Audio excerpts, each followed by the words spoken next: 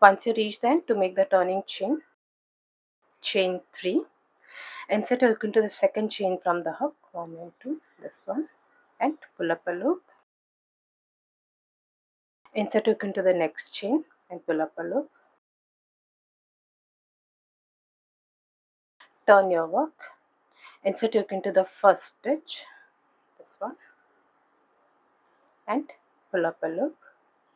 Total 4 loops on the hook. Yarn over and pull through first 2 loops. 3 loops remaining. Yarn over and pull to the next 2 loops. And finally yarn over and pull to the last 2 loops. That's a turning chain made and 1 treble crochet made. And now you can continue with the treble crochet.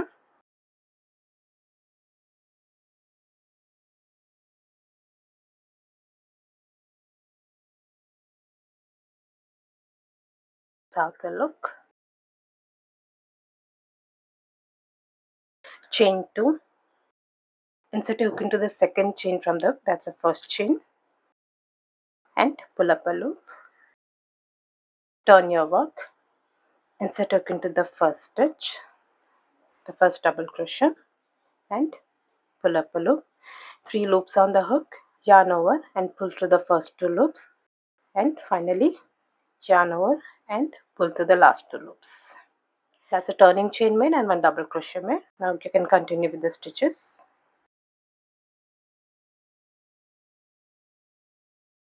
This is how it will look. Chain 2. Insert a hook into the second chain from the hook, that is the first chain which you made, and pull up a loop.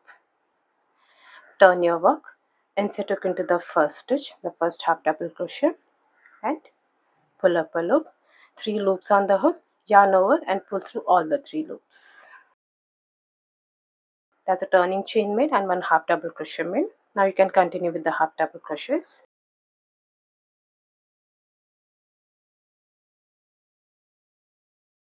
This is how it will look. Once you reach the end, chain 1, and usually you turn your work from front to back, but here instead of turning it from front to back, turn it from back to front. This is your right side, and turn it from back to front this way, and continue working with your stitches.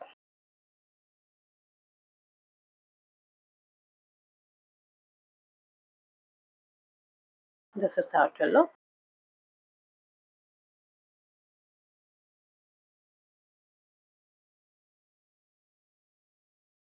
I hope you like this video. Please do subscribe to my channel. Thank you for watching.